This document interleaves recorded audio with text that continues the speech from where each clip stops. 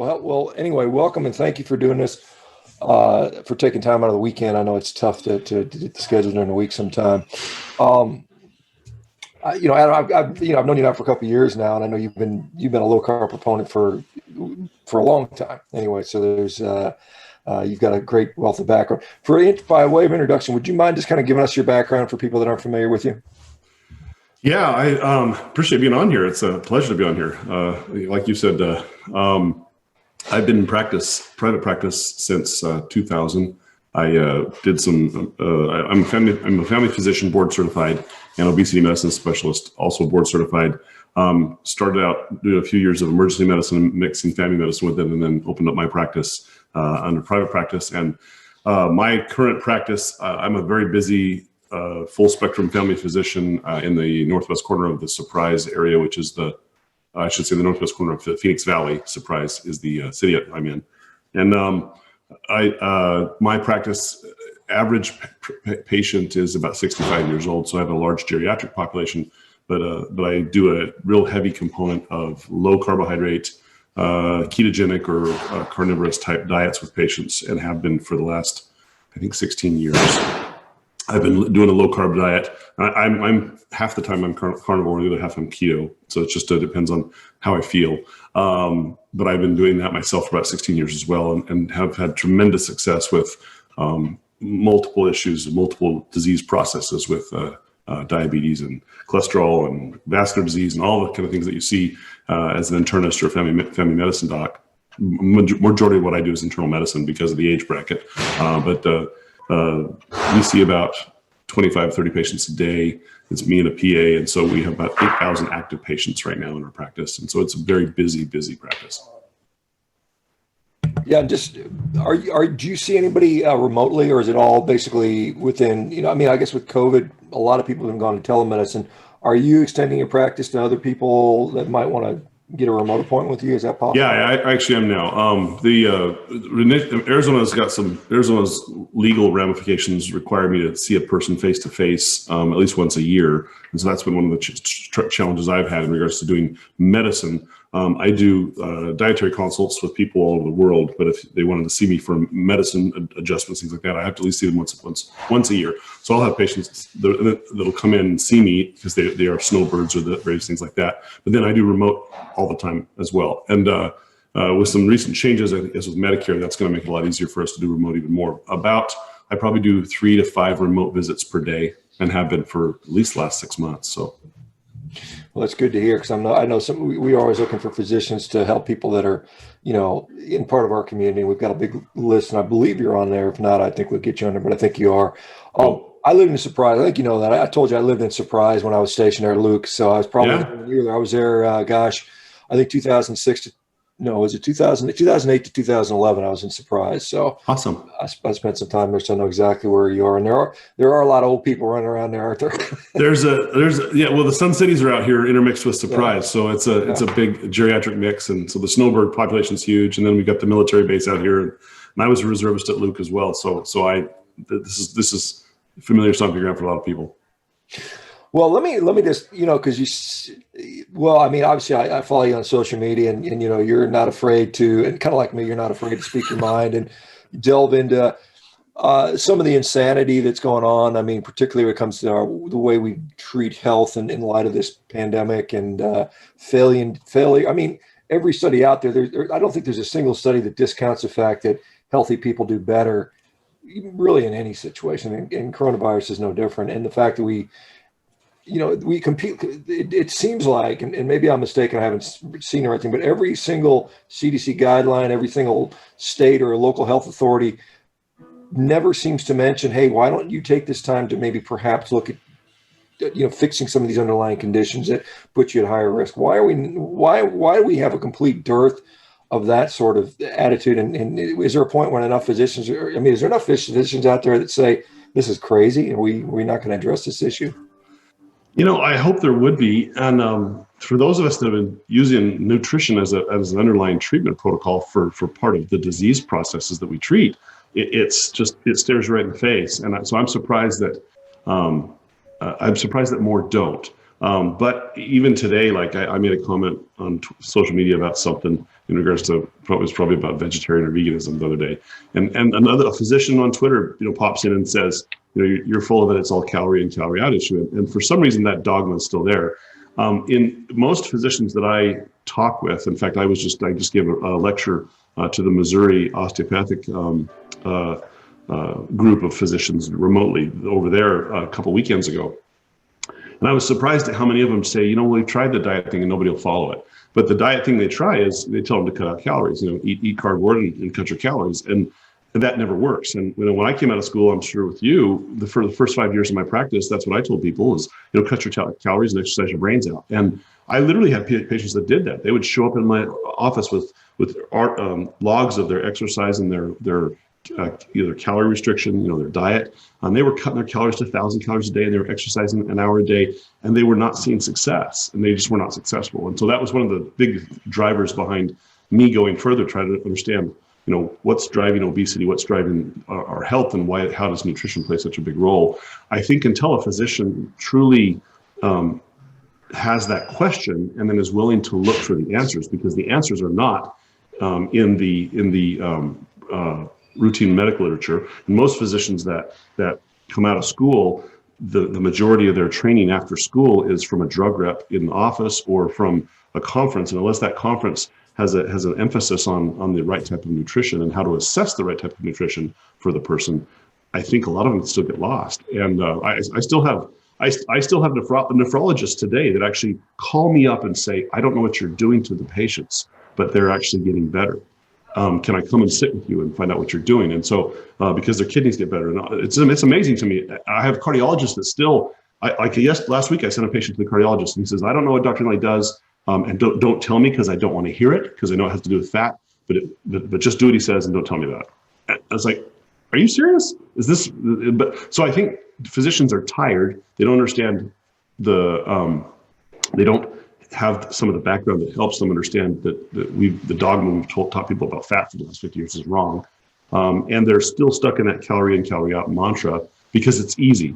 It's easy to say, cut your fat and here's a pill, because you're only given 10 minutes in the exam room with the patient. And that's for me to sit down and explain how a person changes their diet to a keto or carnivorous diet takes 30 minutes. It takes 40 minutes sometimes. It takes retraining. I can't tell you how many females I have that come into me that still today, I ask them, how's your diet? And so I'm following a ketogenic diet, definitely. And then then when I actually ask them what their food journal is, they're having oatmeal in the morning, a salad at lunch, and they might have an egg on it.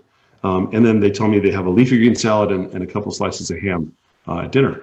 I was like, that's not ketogenic, that's not carnivore. That's, let's re-educate you. So they're really a lot of people really don't understand that. And there's this fear of fat still that exists today, both in the mind of physicians and the mind of patients, I think. That was a long-winded answer, but. No, and it's a good answer. I mean, I think it's appropriate for what we do see kind of frequently. And I think the calories, I mean, it's not that you can't lose weight cutting calories. I mean, clearly you do, and you can. Oh, absolutely. It's a question of what kind of weight are you losing? Are you losing muscle? How sustainable is it? Is it fixing issues? I mean, we can all just not eat. I mean, we can, any of us that just stops eating for a month is going to lose weight. Is that necessarily the best way to do that? Because you're losing critical nutrients, over the long haul, in my view. And I mean, particularly if you're eating if you're just eating basically low nutrient value foods, even if it is in a low caloric state, yes, you'll lose weight, but is that ultimately good for your health? I think probably not. And the challenge that I see when people come in having followed that type of a dietary approach is I see 5 major issues. Number one, their cholesterol never goes down. I see their small nuts particle stays very high. They're not esterifying cholesterol at all, which is atherogenic for the whole body. They're increasing the risk of heart disease and stroke. And so unless you actually turn down the insulin drive, number one, as one major factor, and then others that relate to that, you'll never see the cholesterol levels normalize. You'll never see the cholesterol become the type of cholesterol that's healthy. It all stays small, dense, and your LDLs are very atherogenic. Second issue is that that insulin stays elevated because the only type of food you're able to eat is a carbohydrate base. And for 85% of the people that I see in my office, that insulin is the driver behind the inflammation. So their arthritis is worse, their psoriasis is worse. In fact, yesterday I had a patient that came in and she says, well, I'm kind of doing low carb, but her psoriasis is still raging. And every patient I've ever seen in the last 16 years that does a ketogenic or carnivorous diet, their psoriasis stops, either goes away completely or diminishes by up to 75%. So these inflammatory diseases like rheumatoid arthritis, psoriasis, eczema, all these issues, even reflux and heartburn goes away when you actually switch the diet correctly. Third issue is when you cut calories for longer than 7 days, you actually see testosterone drop by 50%, and then you can't maintain muscle mass. And I see guys that, I see guys every day that show up in my office with testosterone of 170. Most men feel horrible if their testosterone is not higher than 450. And unfortunately, there are so many of us in the United States that have followed this mantra that they actually shifted the normal value for testosterone 2.5 years ago from 450 at the baseline of normal to now down to 200 as the normal. And so just 7 days of calorie restriction drops your testosterone by 50% for both men and women. It also 7 days of calorie restriction suppresses or turns down your metabolic rate. And to some degree, that's permanent. At least that's what I see clinically. And so that's the big challenge is if we just cut out calories, yeah, you'll lose weight. Absolutely. You'll lose 20 to 30, maybe even 50 pounds if you're lucky. But the challenge is you'll never see your cholesterol get better. You'll never see inflammation improve. And you'll never actually feel good because your male and female hormones will never be balanced. You'll always have that little pot belly around your middle. I've yet to see a patient who does pure calorie restriction alone get rid of that little pot belly around the middle, because that's a sign of, in my personal practice, estrogen dominance, which is driven by a lack of appropriate calorie. And you have to have cholesterol in order to make adequate sex hormones. And if you're not making them, you stay estrogen dominant. Both men and women do. That's a big problem that I see in my office. Yeah, I'm getting a lot of questions about fasting, because there's intermittent fasting and extended day fasting. People do that. Some people have success with it. When you're talking about calorie restriction over a long period of time, what do you think about people that are doing these? I know Jason Fung might argue differently, but people going on these 14-day water fast or 1 month long fast, do we see the same physiology going on in that situation? Well, as you've pointed out too, and I've seen you talk about it on social media, the body was designed to go for periods without food. We didn't always have refrigerators, and we didn't always have a McDonald's around on the corner. And so most of the time we had to hunt down the buffalo and kill it and then eat it ourselves. And so there were periods where the body's designed to go through naturally these periods of fasting. And this is where I have a little bit of an argument with Jason Fung. And I realize I've read his studies, I've read his books, and we've had conversations briefly about it at various conferences. But the challenge I find is that if you fast for, and this is what I see clinically, and so I'm basically, all this comes from my clinical observation in the office, is that if you consistently fast for longer than 72 hours, and when I say fast, I'm talking about restricting your protein and restricting your fat intake to a level that is probably less than 1,000 calories. That's about what I see. Actually, 1,200 for some people. But if you restrict that protein longer than 72 hours, I see a suppression in the conversion of T4 to T3 constantly. I see a drop in testosterone by up to 50%, and I see a slowing of the metabolic rate, which is driven mainly by the lower thyroid function. And the challenge is you'll lose weight, but a lot of those patients show up in my office saying after 3 or 4 months they plateau out, they can't get the weight to move any further, and then their thyroids are dysfunctional, and we have to address the thyroid. And oftentimes I'm having to add T3, because what happens is when you fast for longer than 72 hours, there's a suppression in the deiodinase enzyme, which converts T4 to T3. Your thyroid produces this little T4 hormone, and T4 works from the neck up, T3 works from the neck down. And you've got to convert that T4 to the T3. Otherwise, from your neck down, your metabolism going, I don't want to do much, I'm tired. And that's what ends up happening to a lot of people. And so I see that trend a lot with a lot of people who are doing prolonged fasts. Now, is it bad to do a prolonged fast once in a while? No, not a big deal. I think we can, and I think that it's appropriate. And for some people, that's the way they jumpstart their processes. But I have a lot of people that try to mix carnivore and keto and fasting all together. And so I find that they're actually not getting calorically enough protein and or fat to maintain sex hormones, to maintain their thyroid function, and to maintain muscle mass and testosterone. Can the body make those hormones without fuel? Yes, absolutely it can. And Jason Fung's shown us that with a lot of his data, and he's pointed back to a lot of the studies that have been done in the past about prolonged starvation and studies. The body can do really, really well with it. But the big question is, should the body do well with it? And is there a way to hack the system to still feel good, maintain great muscle mass, muscle tone, and not slow the metabolism down? In my perspective, that seems to be keeping your fast, your prolonged fast less than 72 hours. Every day I do a 12 to 16 hour intermittent fast. I'm just not hungry. And so like a lot of us, you find that your body says, hey, I'm only hungry for lunch and dinner. So that's what I eat. I eat lunch and dinner, but you make sure that you're getting adequate protein and fat in that lunch and dinner window. That's my clinical perspective. Again, that's another long-winded answer, but yeah, that's generally my eating pattern too, but it tends to be more, I tend to eat earlier. I tend to eat maybe a late breakfast, late afternoon or early dinner type of thing, or maybe breakfast, lunch. And I find not eating close to bedtime works better for me. The earlier I get my last meal in, the better I tend to sleep and feel. Let me ask you, you kind of mentioned cholesterol, because that's always kind of the bugaboo topic here. Anybody who goes on a low carb diet, some people will see an elevation in cholesterol. And I think we've got this unfortunate lack of nuance, particularly around LDL cholesterol. And I don't know if you saw a recent study just came out looking at, it was another associational study, but they separated the LP little a fragment out from the LDL component. And they saw if you did not account for the LP little a component, then LDL cholesterol was pretty much meaningless. And so it's almost as if that LP little a fragment is kind of the driving force. Now, just as an aside note, when I checked my LP little a, it was 2 after being on a pure carnivore diet, eating 5 pounds of meat a day. And that's about as low as it gets. Yep. And so that would, and again, I had a 0 coronary artery calcium scan, so on and so forth. So what are your thoughts on how do we get more nuanced about cholesterol instead of just, the knee-jerk reaction is, hey doc, my LDL cholesterol is 160, throw me on a statin. I mean, this is a typical thing. Is there more? Do we need to look at more? What should a patient tell their doctor if a doctor says, hey, you're on a low-fat diet, or you're on a low-carb diet eating a lot of fat and your LDL is 160. Hey, you need to eat cardboard, cut your calories, and take a statin. How do we, as a patient, combat that?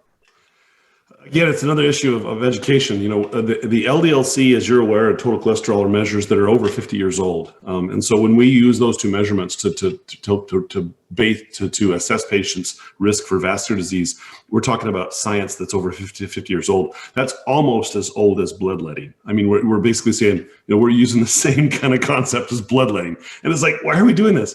If you look at the science in the last 5 years, the science basically tells us that the cholesterol molecule that actually causes that participates, I should say, in the inflammatory damage of the lining of the blood vessel is the smallest, densest particle. It's the one that's not esterified. Esterification is driven 100% by the presence of insulin. And so if your insulin is high, so like if you give me a piece of bread and I eat a piece of bread, I should produce a slice worth of insulin, but I don't. I produce 20 times the insulin in response to that piece of bread. And then that insulin stays high for the next 12 hours in my body. And that's what I see with most of my patients. If I'm giving them a diet that drives that insulin up and they overproduce insulin because they're insulin resistant to that response, then that insulin's high, then for the next 72 hours, they are not esterifying cholesterol effectively. And that's what we know from the literature in the last 5 years. It's that smallest, densest particle that's the problem. And basically, I tell people it's like this. If you go to South Africa or the South American continent and you see those buses where people fill up, they fill the inside of the bus, but then a bunch of people jump on the outside of the bus. Well, non-esterified cholesterol is basically a bus that has a bunch of people on the outside of the bus and nobody's inside of it. And that's a dangerous bus, essentially. It's small, it's dense, and all the cholesterol molecules are bound to the outside because insulin doesn't let them enter the lipoprotein itself. Now, amazingly, lipoprotein A is present at its highest degree in the smallest, densest particles. So when you're not esterifying your cholesterol because insulin's high, you're attaching more LPA to your lipoprotein. And so LPA is a great marker to look at. Small dense particles are a great marker to look at. Triglyceride is a great marker to look at because your triglyceride tells you what was your insulin in the last 12 hours. If your insulin's above 100, your insulin was too high and your cholesterol was non-esterified, meaning it's small and dense. Now that's the science from the last 5 years. That's what we know. And if you look at the science, there's a direct correlation between as your LPA is high, as your small dense particle is high, or your triglyceride is high, your vascular risk is notably higher. Now, what no one else tells you is that cholesterol level changes every 3 days. It literally is different. And Dave Feldman proved that, every 3 days that cholesterol level changes based on what you're doing.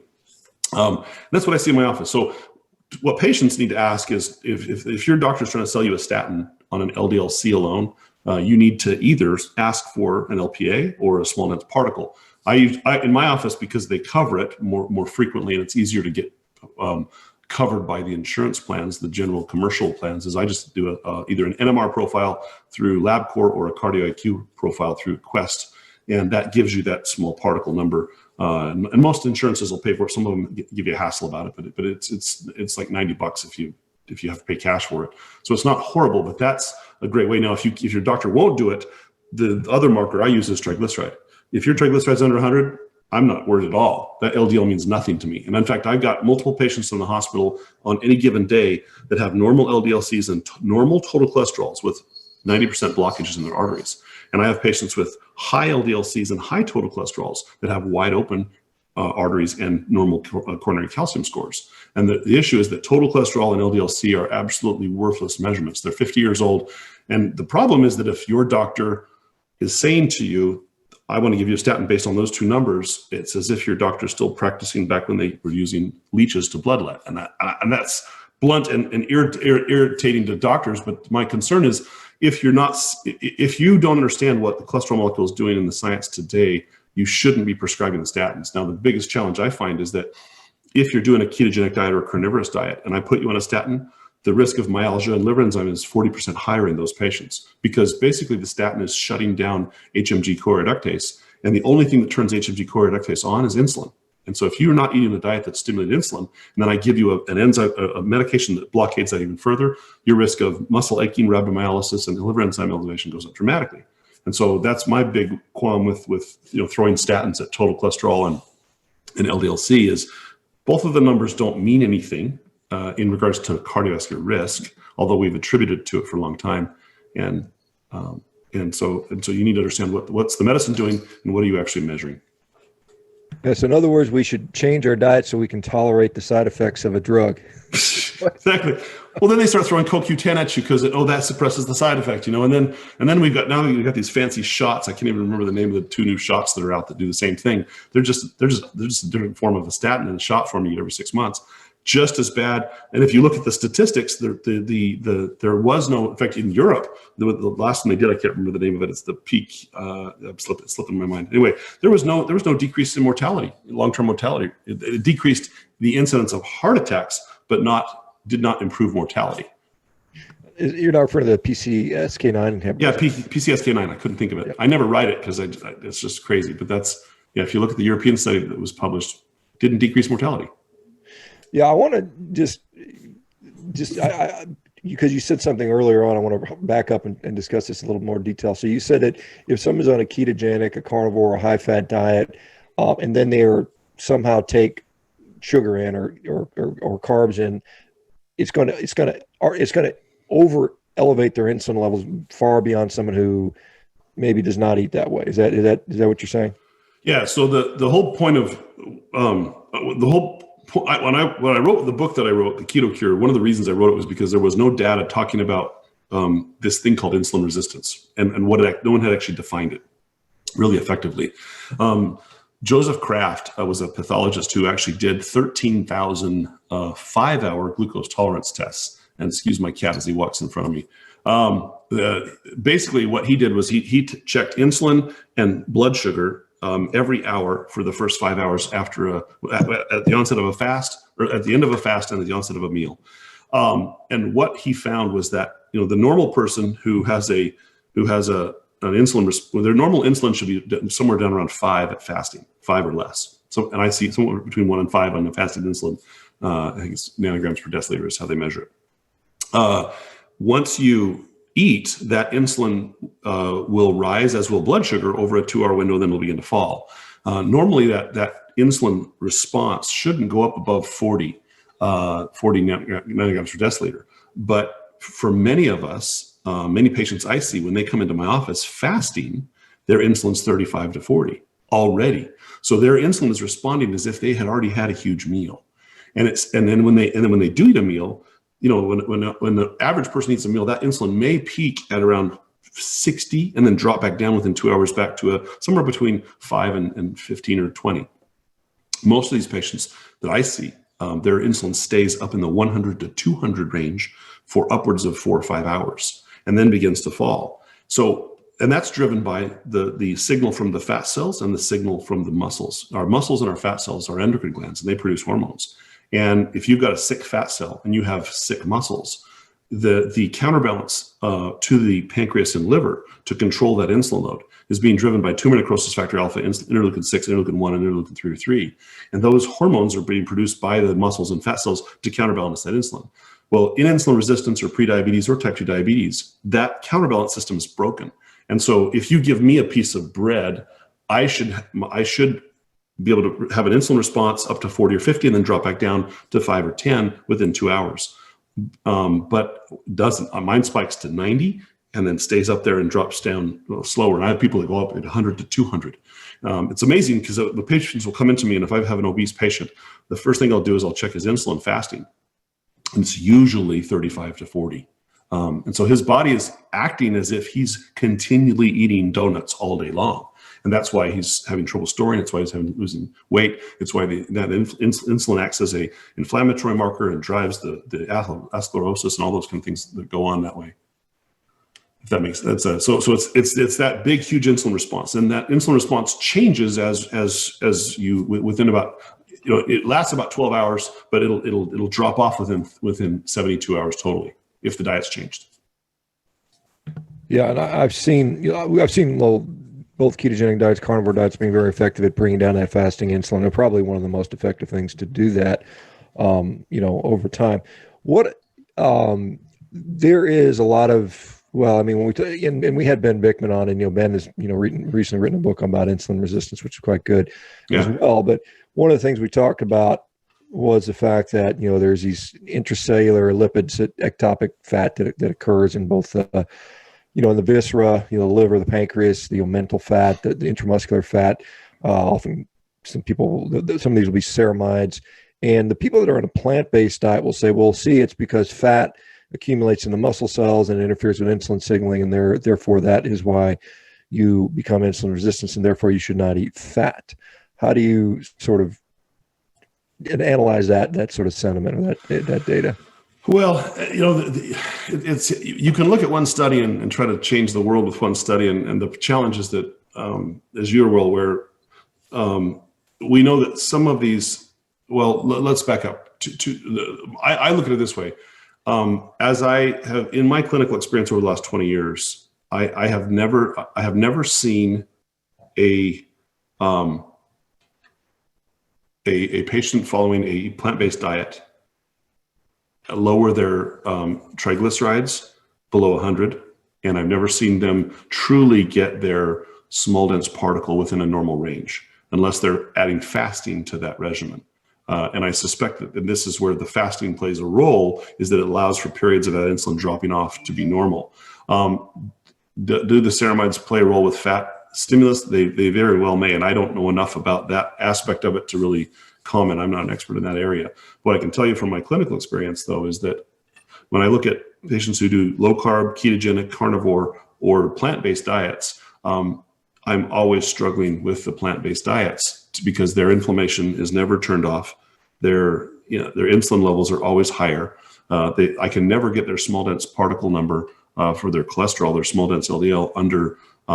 It's hard to get it under 400 because in order for them to get enough caloric volume, the carbohydrate in that plays a role. And if they are at all insulin resistant, they struggle. Now, there is an exception of those that do plant-based diets who exercise their brains out and have periods of intermittent fasting.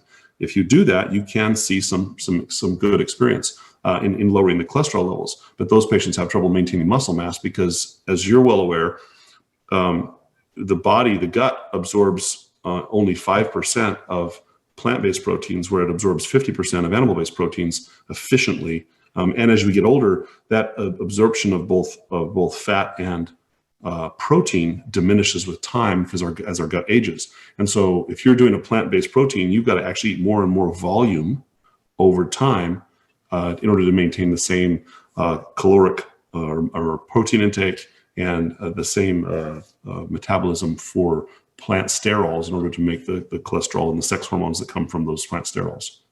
I don't know if that answers your question. Yeah, I think the one comment that I'm aware of with regard to the fat deposition and the serum formation is it's often largely driven by serum palmitate or palmitoyl or palmitic acid rather, which is a product of de novo lipogenesis typically. So, and I think Volek showed in I think he showed that. I can't remember when it was 2004, might have been later than that. That basically it might have been a later study.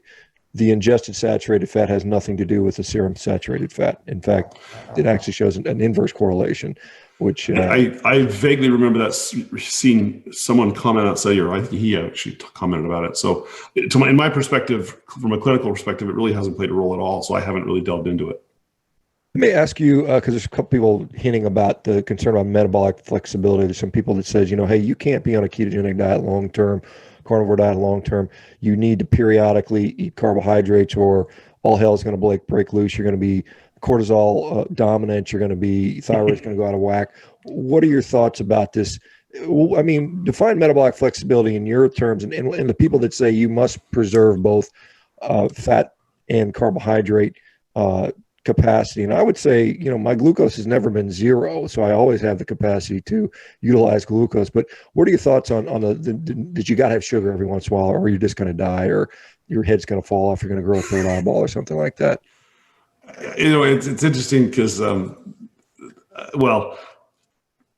if you have one of those flex cars that drives on either, whatever fuel they drive on, where you can flex in between the two types of fuel. Body's designed the same way. The body's designed to operate on the fuel you give it.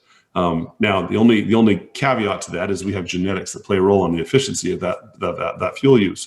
But our bodies were designed to use carbohydrates as fuel. They were designed to use fats as fuel, and they're designed to use proteins as a last resort as fuel. The mechanism of every cell is designed to use all three of those fuels when it's presented. And amazingly, the way our bodies were designed, were put together in a way that you don't have to constantly stimulate one or the other to make it happy. Now, from the perspective of efficiency, we know that you actually have to use a ketogenic lifestyle or carnivorous lifestyle, and it takes about 6 to 8 weeks to become efficient at using fat. That keto adaptation period seems to be fairly essential for most people. I have yet to see a need to carbohydrate adapt. Most people that eat a donut when they cheat have no problem efficiently using that donut. In fact, they crave it because the body knows that it can immediately get that fuel source into the body. The difference in use of fuels, fat versus carbohydrate, is that genetically, as you start exposing the body to more and more fat and lowering the carb intake, you actually have to increase your fat receptors, your MCT receptors within the gut and the cells to pull that ketone and that fuel in more efficiently. And that's the keto adaptive phase. But once you've done that, most people seem to be really well. My clinical experience has been if a person does a ketogenic lifestyle and then goes off for longer than 6 months, it may take a little while for them to re-keto adapt from the fat side. But in 20 years of my practice, I have never once seen a person need to have to stimulate their metabolic efficiency with carbohydrates. If most of the people that have told me that they needed that were patients that were not eating enough fuel and they felt better periodically when they ate carbs. So those are the people that I've seen clinically. Now, there's nothing in the science that shows that you have to readapt to carbohydrates or that you have to expose carbohydrates more efficiently to be effective. The one thing that I do know, which is actually fascinating, is that from the perspective of the athletic world and the bodybuilder world, and John Jagish pointed this out in his book, which I thought was fascinating. I'd never seen it before. Is that when you expose the body after an exercise session, specifically resistance exercise, to a small load of carbohydrate, because of the water balance that occurs within the muscle, it actually stretches that muscle more efficiently and creates for a larger muscle size. And so those people that say, well, you have to give a small burst of carbohydrates, in the bodybuilding world, we know that in order to enhance the size of the muscle more efficiently, a small amount of carb post exercise seems to have an osmotic effect in holding that muscle stretch a little longer and keeping that muscle hypertrophied more effectively. How much carbohydrate, he didn't point it out, and I've never studied it long enough to see, but I have seen that effect in a number of my patients. And then he pointed out science in his book on it, which was fascinating. You may know more about that than I do, Shawn. So, but that's something that I do see. It's not a metabolic adaptivity issue. It's just an issue from the perspective of cosmetics. I mean, I see with, the quote unquote pump that you get. I mean, it's a fluid phenomenon. Yeah, I mean, you're not pumping your cells up with potato chips, and it's not glycogen.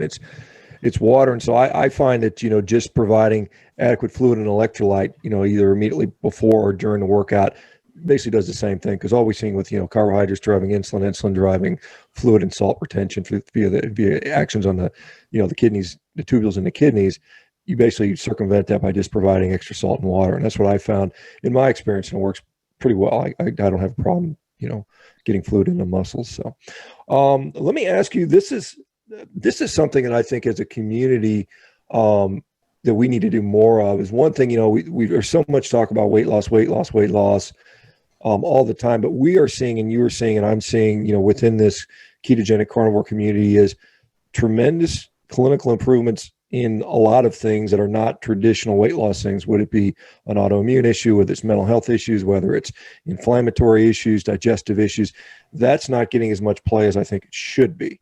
Do you think that there's more people that are willing to start to say that, hey, I can use a ketogenic diet or a carnivore diet or even a low carb diet to help with depression? And I've had Chris Palmer on here saying something similar. Other physicians in these specialty areas. What are your thoughts on why we're not pushing that harder, or are we starting to, or should we start to push that harder?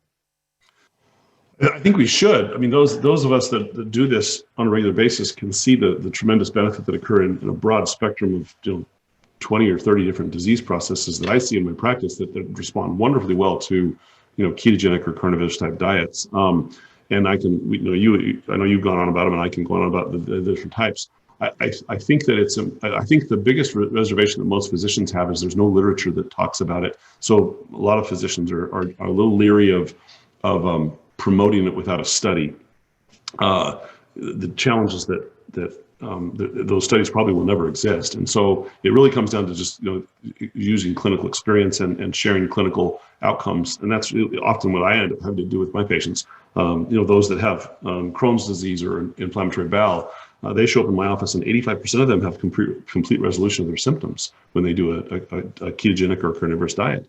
I truly see that. I have some that actually have done even better on carnivore than they have on keto. And that was one of the big factors that actually pushed me to look at carnivore a little more closely, was that I actually had patients that did so well on carnivore with their GI issues that I thought, okay, there's something here. I'm missing something with the ketogenic world alone. And that's kind of what drove me. I have some patients that have done dramatically better with PCOS on carnivore than they have on keto, and vice versa.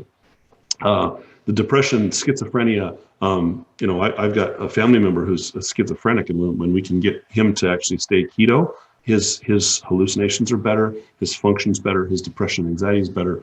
I have multiple patients with attention deficit disorder that the parents don't want to put them on, Adderall or Vyvanse or some of these stimulants, and they perform just as well using exogenous ketones and a ketogenic diet or a carnivorous diet.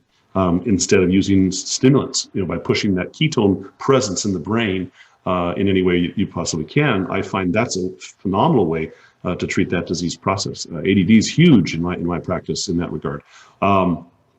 Kidney dysfunction. It's amazing how many patients show up in my office who have diabetes and stage 3 or 4 kidney disease.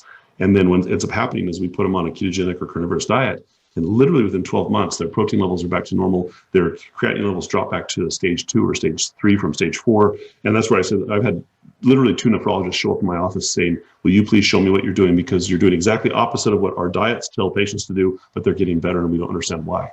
And so it's been phenomenal to see that. The vascular disease issues we talked about, the reflux gets better.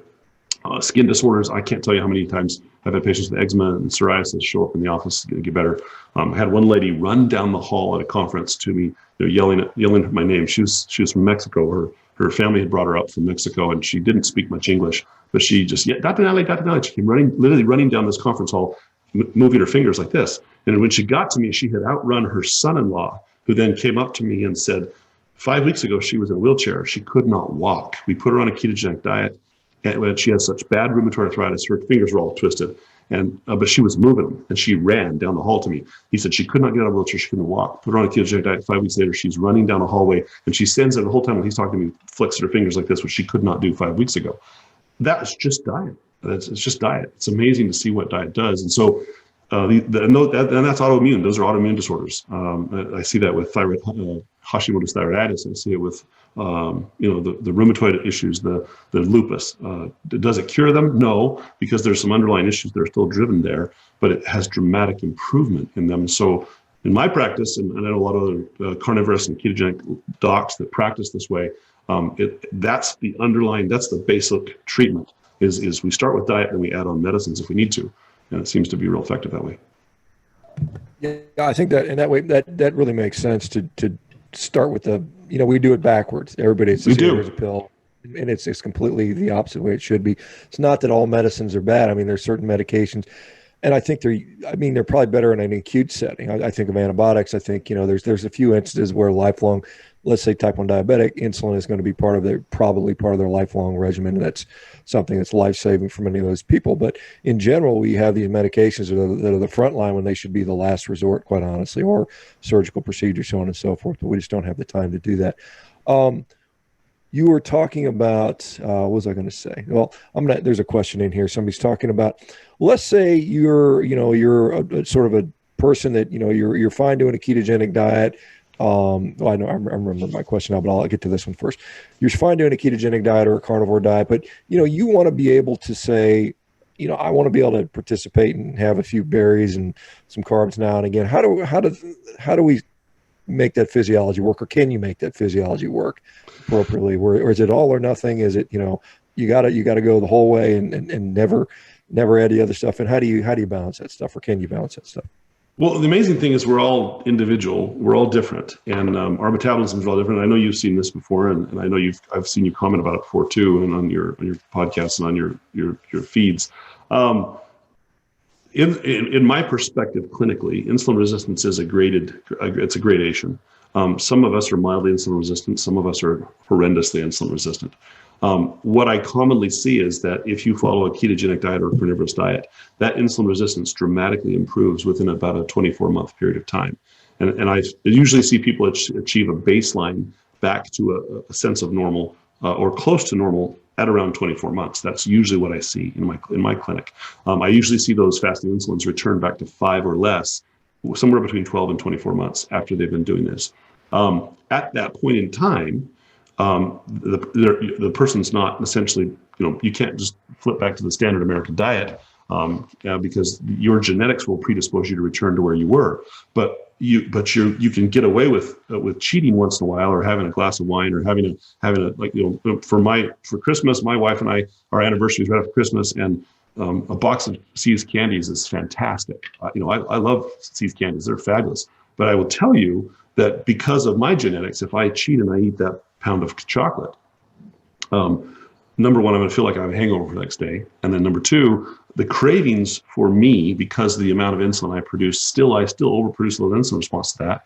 Although mine is normal when I fast, if I cheat, I do overproduce insulin still to some degree. The cravings are immense for the next 72 hours. So I tell patients, you're okay to cheat on your birthday. You're okay to go to a party. If you want to indulge, great, indulge. But realize two things. You're going to feel worse the next day. If weight loss was your goal, it's going to halt weight loss for up to 4 days. And number three, your cravings will be immense for the next 3 days. So if you're prepared to handle the cravings and you're prepared to not see weight move, if that's one of your goals for the next 4 days, great, cheat and enjoy yourself and have no reservations and feel no guilt about it, because your body was designed to be able to handle those periods of high carbs and high fat and things like that. I use ketogenic and carnivorous diets to treat disease and bring you back to baseline. Once you're at baseline and we know what you can handle, then I tell people, okay, now, if you want to cheat, great, cheat. Just realize what the consequence will be and how to return back to that baseline. And then you have to be prepared for the side effects that will arise because of what your body does with those starches or carbohydrates. Yeah, I think that's Good response there. And it's particularly because we see a lot of people, they'll indulge and then they'll go on this, the cravings will become very difficult and they'll succumb to that. And then it's not a 3 or 4 day thing. It's a 3 months later, 3 months later and 40 pounds later, I got to start over type of thing. So you just have to be very disciplined around those type of situations. Because like I said, basically carnivore all the time. My kid's birthday, I'll have a piece of birthday cake just because they asked me to. I do it. One year literally I puked afterwards because I don't know what was in the cake, but wasn't used to it. And then the next kid's birthday, I had it and I was fine. But yeah, I mean, it is, I can just see in the back of my mind, it's like, man, you start to awaken that beast.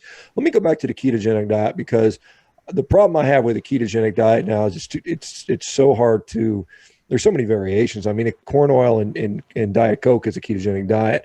How do you prescribe a ketogenic diet? I see a lot of people, I call it metagenic or keto carnivore keto. To me, that seems to be more appropriate. But what do you see that issue with keto now? It's just like you walk down the grocery store aisle and there's all kinds of keto junk food everywhere. And it's just, that's what some people think, that, okay, it's keto. Okay. It's low carb. So therefore it's great. What are your thoughts on that? So two things. I was at the last KetoCon and they had like 500 vendors that were there which was amazing. And they all said they have keto this and keto that. You walk through Walmart or Costco or Sam's Club, there's these new keto products. The problem I have is this: when I went through the KetoCon, if there's any vendors there, I apologize ahead of time.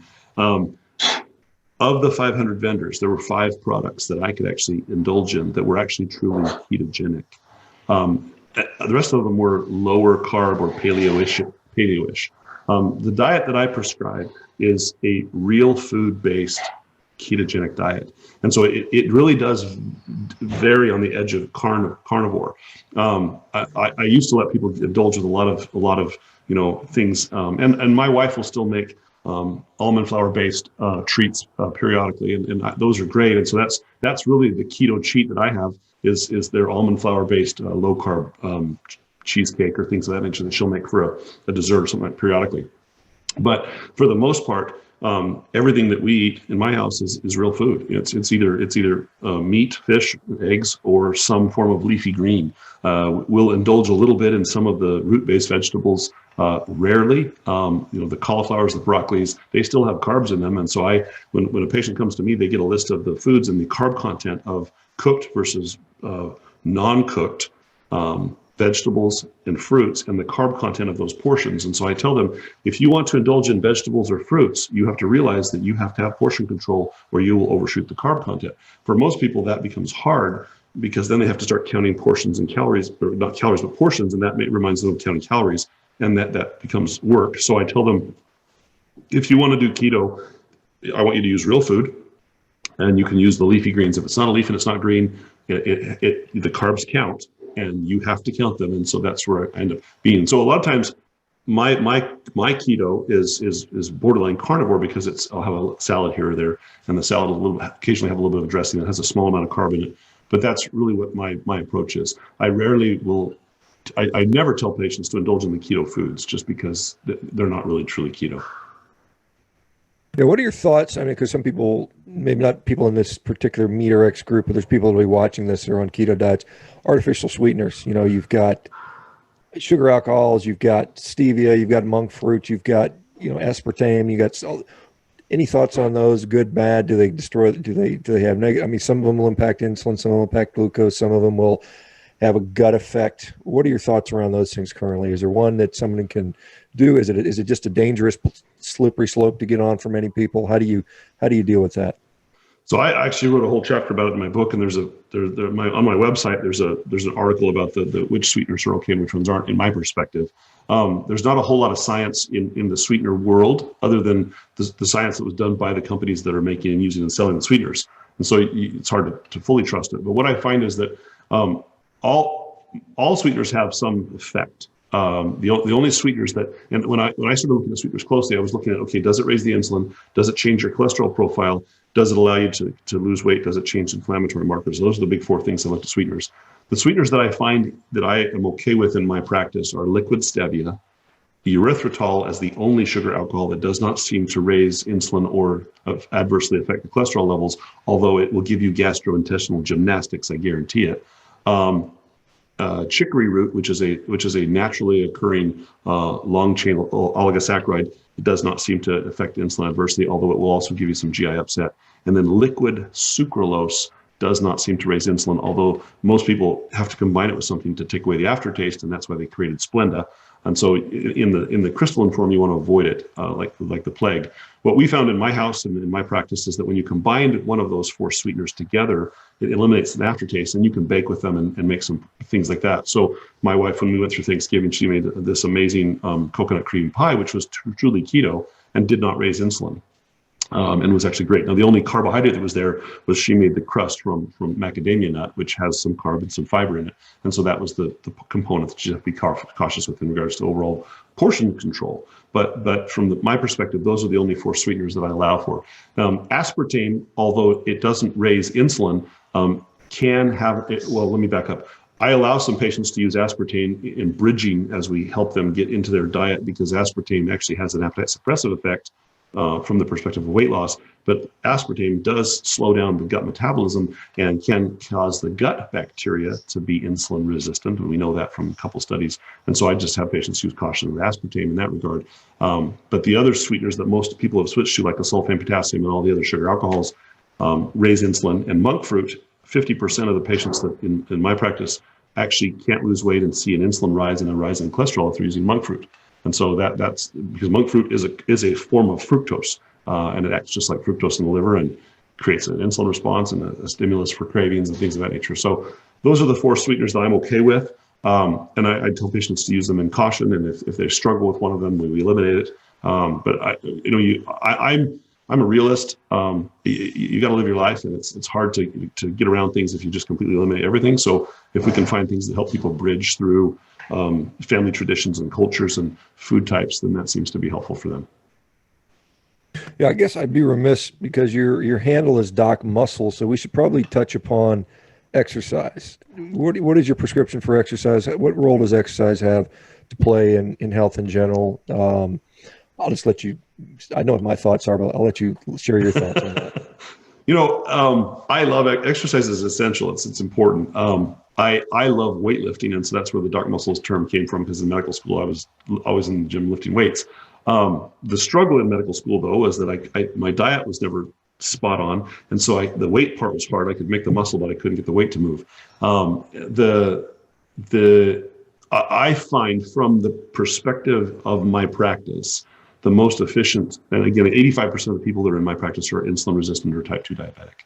And so the most effective form of weight loss for those patients is resistance type exercise. So I'm a huge proponent of at least 3 days a week, some form of resistance exercise. If they can do it 6 days a week, great. I push it heavily. A lot of my patients, however, because they're over 65 and they have tremendous arthritis, can't exercise.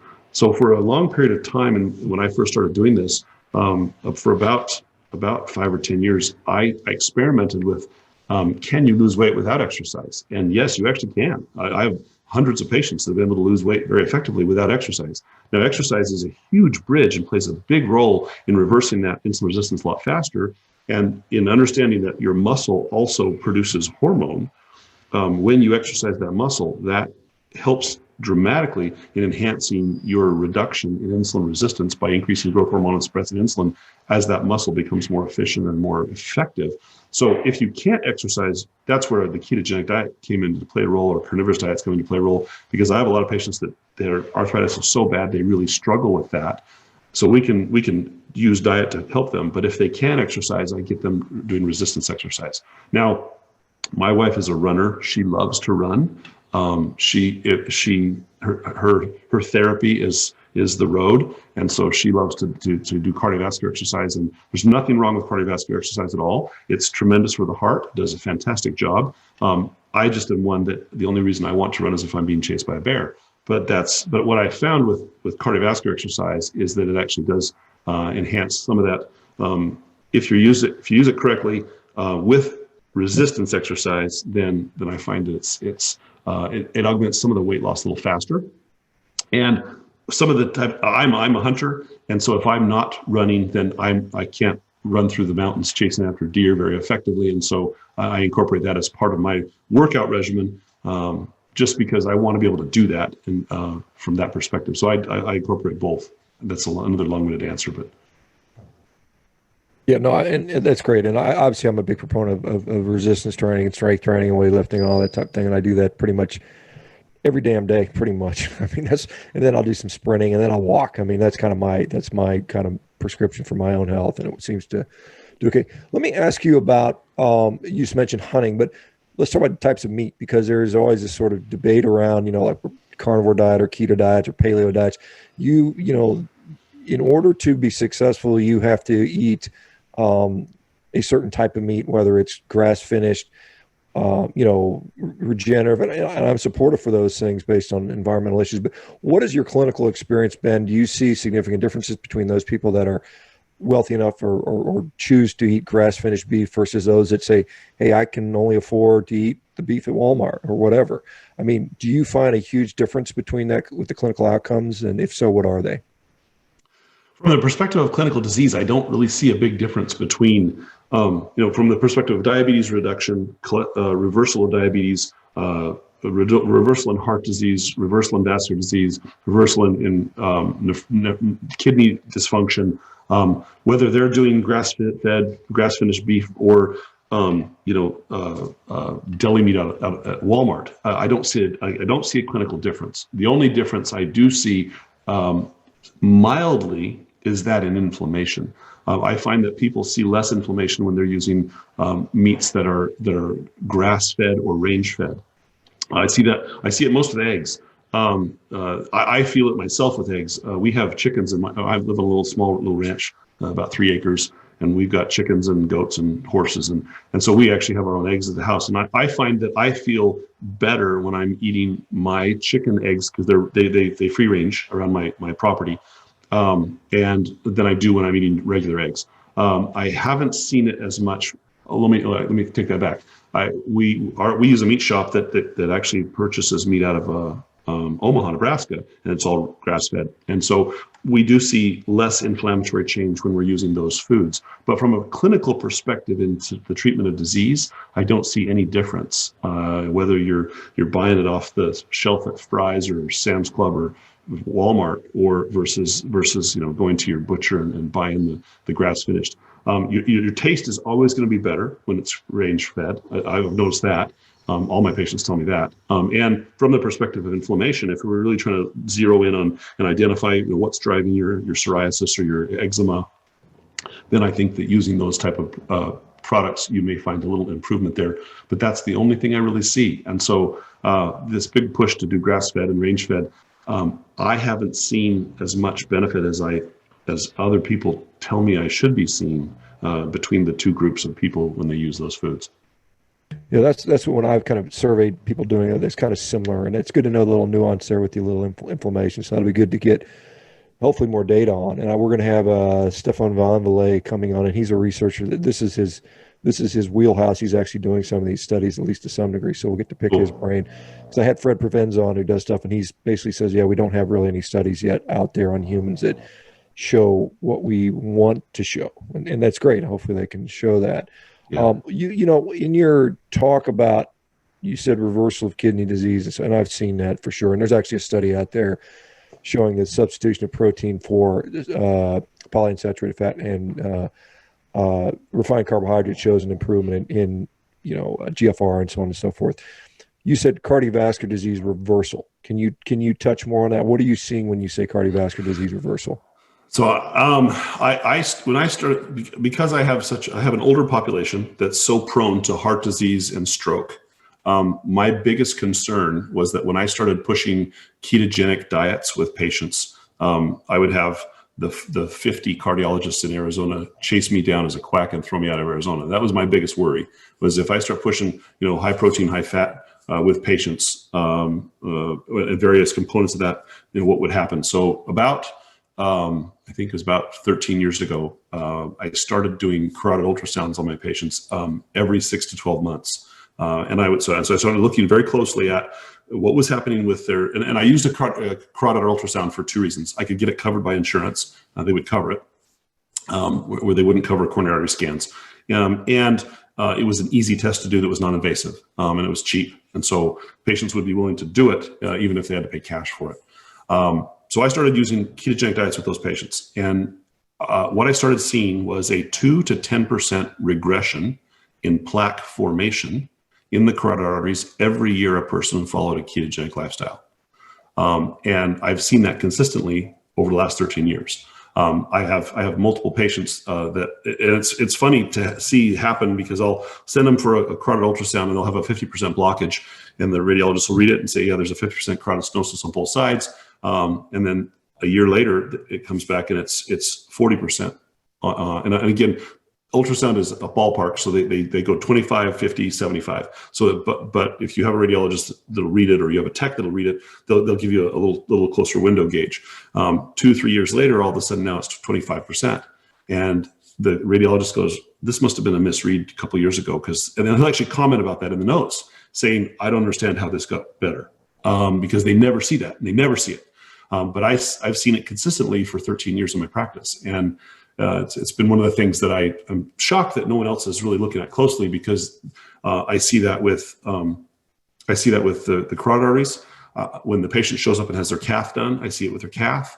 And the amazing thing, and there's 3 studies out now showing that a ketogenic or carnivorous diet, one that pushes the person into a ketogenic state regularly, enhances heart failure by up to 20%. So your ejection fraction will improve by up to 20%. So heart failure and vascular disease will actually improve when a person stays in a ketogenic state predominantly for over a period of a year. And that's clinical.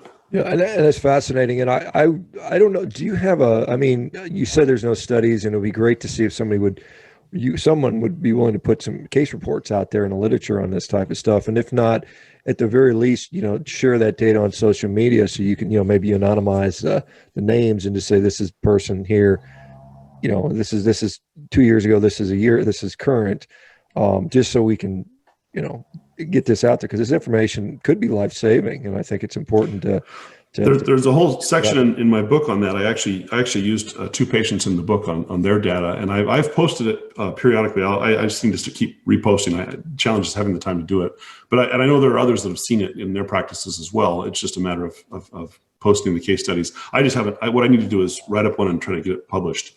I just haven't had a chance to do it yet. Adam, just because I'm not sure when your book came out. It may have been not super recently, but a couple years ago. 3 years ago. What's the name of the book? Where can people get it? Where can people find you, social media and otherwise? Or if somebody wants to get an appointment with you, let us know where folks can do all that stuff. So I'm all over the internet on most social media sites at Doc Muscles, DOC Muscles. The book is The Keto Cure. We wrote that, I think 2018 is when that came out. I'm heavily on Facebook and on Instagram, a little bit on Parler, and I post stuff to Twitter, but I don't respond a lot on Twitter. I find that conversations are a little more in depth on Facebook and Instagram, so I focus on those 2 social media sites. You can go to docmuscles.com is my website. Find me there. That's where you can find all the information about telemedicine and visits with me if you're interested that way too. So, but if you type in docmuscles.com, you'll find me. Well, you're on those websites for now until they take us off. Yeah. Until I get thrown off. See what happens. Anyway, I've been thrown off once or twice already. So. Yeah, I know. I've been locked out on a couple times too. So, hey, keep doing what you're doing, Adam. Thank you so much. Hopefully we get you back in here at some point. Great information. I mean, I'm sure everybody loved this, and best of luck to you, and look forward to seeing you in person again once we're allowed to actually physically interact like human beings again. Anyway. All right. Take care, Adam. And, hey, you too. Have a great weekend, everybody. You too. Take care, everybody. Bye-bye. All right. Bye-bye.